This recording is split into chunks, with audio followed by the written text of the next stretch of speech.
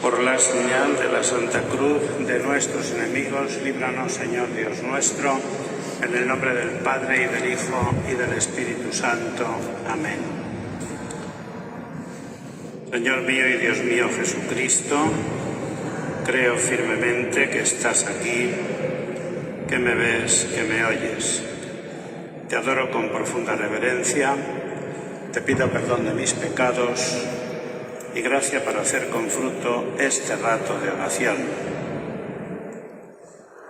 Acudimos a San José y a la Santísima Virgen, que nos acompañan también en este momento, y a los ángeles, que siempre están en el entorno del sagrario. Y comenzamos en la presencia de Dios, como venimos haciendo durante toda esta Cuaresma, esta charla cuaresmal. La iniciamos, si recordáis, hablando de la gracia de Dios, porque el tema estrella de esta charla, o de estas charlas, iba a ser la gracia de Dios. Gracia que recibimos cuando el hombre fue creado por Dios. Dios le hizo hermoso al ser humano y le embelleció no solamente con dones naturales, sino con el don sobrenatural de la gracia que le hacía partícipe de la naturaleza divina y por tanto le embelleció sobremanera. De modo que el hombre era agradable, gracioso delante de Dios. Pero sabéis que eso se pierde, se trunca con el pecado original. Y es por lo que Dios elabora un plan que se ha ido cumpliendo a través de los siglos y que consistía en que un hijo de la mujer te aplastará la cabeza. Y esto que tú ahora has hecho con el ser humano, que le has destrozado la vida, pues eso va a ser remediado, porque un descendiente del linaje de la mujer te aplastará la cabeza. Y eso se realiza con la muerte de Jesucristo en la cruz, que es el sacrificio agradable que Dios recibe y que satisface por los pecados de todos los hombres. Vale, eso es la primera parte, ¿no? Y Jesucristo, en ese camino de seguir aplastando la cabeza de la serpiente y poner en marcha el plan salvador de Dios, la economía de Dios para salvar al hombre, establece el sacramento del bautismo. Sacramento del bautismo que realiza una serie de maravillas en el alma que lo recibe, y que son, el perdón del pecado original, la recepción otra vez de la gracia de Dios, nos envía al Espíritu Santo que vive ya en nosotros desde entonces y que se incrementará con otro sacramento, el de la confirmación, nos hace miembros de la Iglesia, nos hace hijos adoptivos de Dios nuestro Padre, y como Dios es nuestro Padre tenemos derecho a la herencia, que es el cielo, y nos capacita esa gracia de Dios del bautismo, nos capacita para que nosotros podamos hacer acciones sagradas.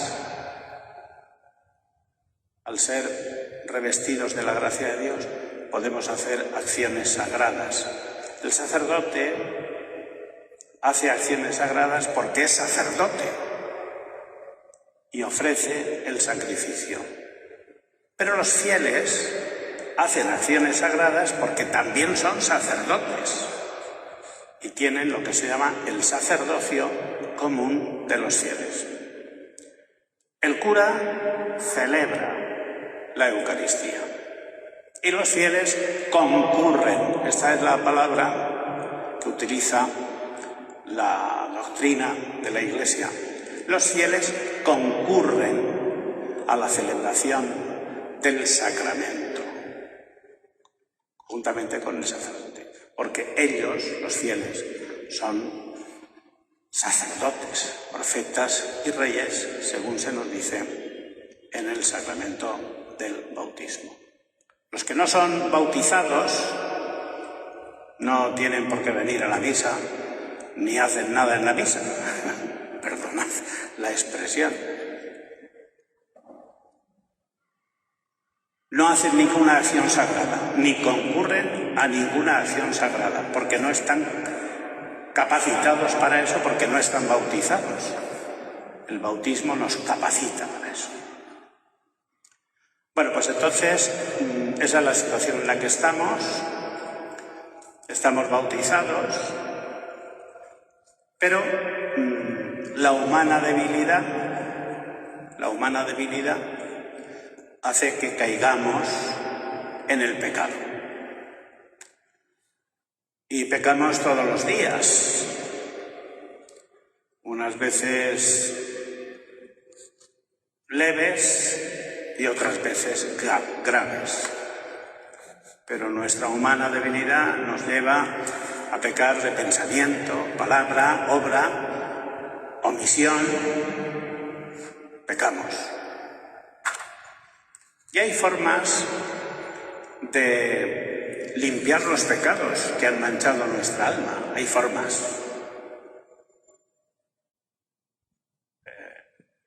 Tú puedes hacer penitencia por los pecados que has cometido. Asistir a la Santa Misa es una manera de que tus pecados también vayan siendo purificados, porque ¿cómo no va a tener la Eucaristía capacidad para limpiarnos el alma? Hacer obras de caridad, visitar a un enfermo, dar una limosna. Todo eso nos ayuda a ir limpiándonos. Así como pecamos todos los días, pues también podemos hacer obras que nos ayuden a limpiarnos todos los días. Ahora no ponemos agua bendita, pero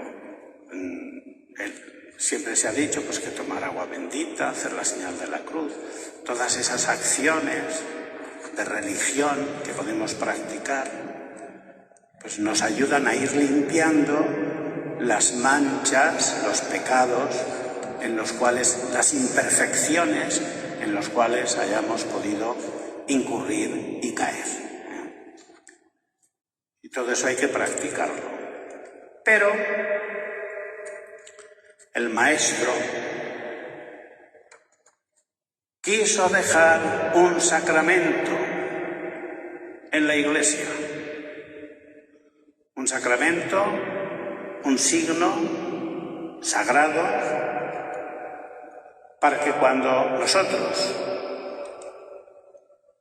recapacitando y examinándonos, pues reconociéramos que fuera necesario un poco más, porque hemos pecado gravemente, porque también podemos pecar gravemente, pues pudiéramos acudir a Él para volver a recuperar la limpieza de nuestra alma, la limpieza de nuestra alma. Por eso al sacramento de la penitencia se le llama también, se le ha llamado la segunda tabla de salvación. segunda tabla de salvación. La primera, el bautismo, que nos perdonó el pecado original y todos los pecados personales. Pero cuando por humana debilidad caemos y pecamos, tenemos una segunda tabla de salvación, que es el sacramento de la penitencia, que el Señor nos ha regalado. Hay dos momentos en los cuales Jesucristo, en el Evangelio, lo instituye. Le dedicó dos momentos. Uno, cuando dio a la Iglesia, en la persona de Pedro, el poder de las llaves. Lo que ates en la tierra quedará atado en el cielo. Lo que desates en la tierra quedará desatado en el cielo.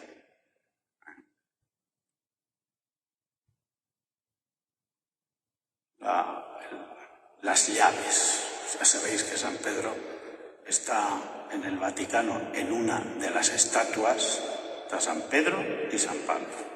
Y San Pedro tiene las llaves, unas llaves enormes. Son las llaves del reino de los cielos.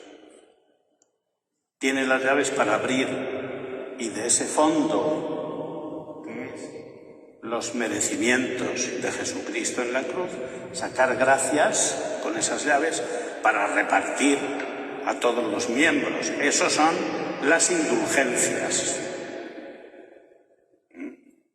del tesoro de la cruz de Jesucristo. Abre con sus llaves y dice: premio estas acciones con indulgencias, plenarias o parciales. Y con las llaves, pues abre y cierra. Y el poder de las llaves se reconoce como el poder de perdonar los pecados por parte de la Iglesia. Ese poder se ejecuta en el sacramento de la penitencia. Y además hay otro momento en la vida de Jesucristo, que es en una de las apariciones que tiene el resucitado. Sopló sobre ellos y les dijo: recibid el Espíritu Santo. A quienes perdonéis los pecados les quedan perdonados. A quienes se los retengáis les quedan retenidos. Por lo tanto, da el poder de perdonar o el poder de retener. El sacerdote, el ministro, el que representa a Jesucristo, el apóstol, en ese momento, como juez, porque ejerce de juez en ese momento, tomará la determinación que tenga que tomar. A quienes perdonéis los pecados les quedan perdonados. A quienes se los retengáis les quedan retenidos. Y les dio el Espíritu Santo, concediéndoles ese poder. Porque el que perdona los pecados es Dios. Aquello que le dijeron los fariseos a Jesucristo es verdad. ¿Quién es este para perdonar los pecados? Porque no reconocían en Jesucristo a Dios. Y entonces la pregunta tiene lógica. ¿Quién es este para decir que está perdonando los pecados? Pero si este es Dios, efectivamente tiene poder de perdonar los pecados. Y concede el Espíritu Santo para que la Iglesia pueda perdonar y retener los pecados. Por tanto, tenemos en ese sacramento la segunda tabla de la salvación. Porque os recuerdo que sin la gracia de Dios es imposible agradar a Dios. Y que Dios nos abre las puertas del cielo si estamos en gracia de Dios. Y por tanto, el negocio más importante que podemos hacer es vivir siempre en gracia de Dios y morir en gracia de Dios. Porque al final de la vida, el que se salva sabe, y el que no, no sabe nada. Y lo que tenemos que hacer nosotros es obtener nuestra salvación. Porque ¿de qué le sirve al hombre ganar el mundo entero si pierde su alma? Y estos son frases que vosotros reconocéis de Jesucristo. Para la confesión, ya sabéis, bueno, si no se os ha olvidado, yo me acuerdo de cuando iba a la catequesis, es una de las cosas que se me grabó en la cabeza. Son necesarias, para hacer una buena confesión, son necesarias 5 cosas. Examen de conciencia. Claro, repasar. Esto coincide con lo que dice el apóstol San Pablo. Dice que el que se acerca a tomar la comunión sin haber examinado antes si está dignamente preparado, puede estar comiéndose su propia condenación, porque la comunión, en lugar de para su salvación, es un sacrilegio, es un pecado más. Por tanto, el examen de conciencia, a lo cual nos ayudan los mandamientos de la ley de Dios, las virtudes, el comportamiento con los demás, con Dios, con uno mismo, etcétera, etcétera. Examen de conciencia. Hay elencos de exámenes de conciencia para repasar la vida. Dolor de los pecados. Esto es importantísimo, porque si tú vas a confesarte sin dolor de los pecados, no hay perdón. La contrición, el dolor de los pecados, es imprescindible en el penitente. Por eso se nos ha enseñado siempre a rezar esa oración que dice: Señor mío Jesucristo, Dios y hombre verdadero, Creador, Padre y Redentor mío, me pesa de todo corazón de haberos ofendido. También me pesa porque podéis castigarme con las penas del infierno. Entonces, pedir perdón a Dios con esa oración o con otra, pero hacer un acto de contrición. Jesús mío, perdóname. O las últimas palabras de Benedicto XVI en el lecho de muerte que se oyeron: Jesús, te amo. Es imprescindible el acto de contrición. Examen de conciencia, dolor de los pecados. Fijaos que penitencia significa penan tenere, tener pena, tener dolor, tener atrición por haber ofendido a Dios y al prójimo.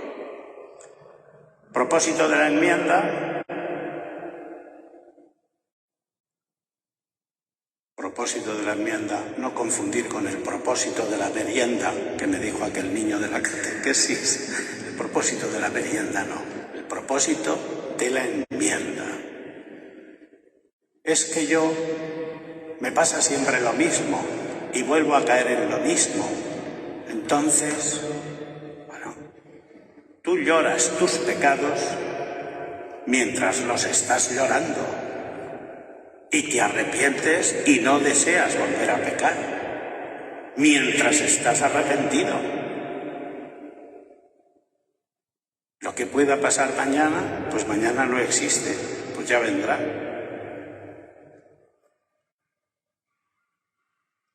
Examen de conciencia, dolor de los pecados. Propósito de enmienda: decir los pecados al confesor, con claridad. Con claridad, sin disimulos. Estos son mis pecados. Ya está. Y cumplir la penitencia, que también es un acto imprescindible en el penitente, porque el sacramento de la penitencia lo hacemos dos.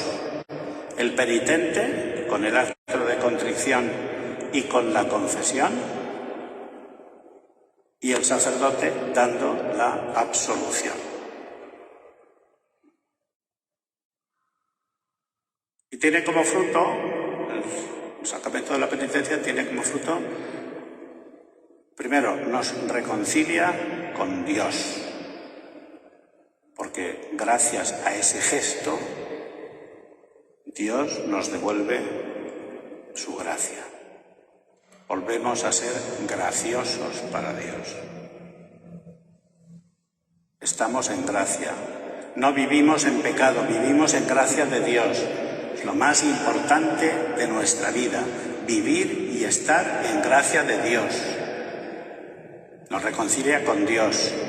De nuevo, Dios, cuando nos mira, vuelve a vernos a través de la imagen de su Hijo, porque somos hijos de Dios en el Hijo, una expresión también de San Pablo. Y entonces, cuando estamos confesados, Dios nos mira y nos ve a través del Hijo. Somos hijos en el Hijo. Esa es la primera consecuencia. Perdona los pecados y por tanto nos reconcilia con Dios y por tanto Dios nos devuelve la gracia. Y después nos reconcilia con la Iglesia.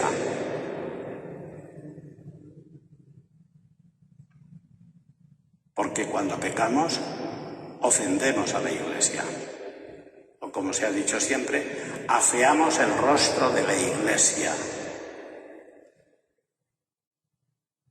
Lo llenamos de arrugas, de manchas, de pecados.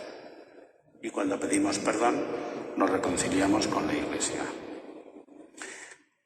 ¿Y sabéis qué? Que anticipa el juicio. Si estás bien confesado, pues el juicio va a ser una maravilla. ¿Por qué? Porque tú ya lo has anticipado. Tu juicio ya lo has anticipado. Anticipa el juicio. Bueno, dice que hay que confesarse una vez al año. Así lo dice el mandamiento de la Iglesia. Confesar los pecados mortales al menos una vez al año. Y en peligro de muerte. Y si se ha de comulgar.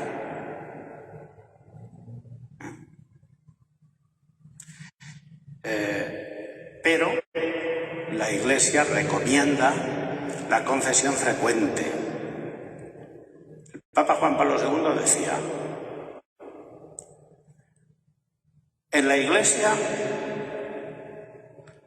la confesión de devoción, no la confesión por obligación, es que tengo que confesarme porque tienes pecados. Me confieso sin necesidad. La confesión de devoción, esa confesión, siempre ha acompañado en la Iglesia el camino de la santidad, dice Juan Pablo II. La confesión de devoción siempre ha acompañado en la Iglesia el camino de la santidad. Pues bien, queridos hermanos, valoremos mucho este sacramento que no está valorado y no se valora, se desprecia. No sé si eso tengo que decirlo entre comillas o no, pero no se le hace aprecio al sacramento de la confesión. Y es uno de los 7 sacramentos que Jesucristo ha dejado para que nosotros podamos alcanzar la salvación. Te doy gracias, Dios mío, por los buenos propósitos, afectos e inspiraciones que me has dado en este rato de oración. Te pido gracia para ponerlos en práctica. San José, mi Padre Señor, ángel de mi guarda, interceded por mí.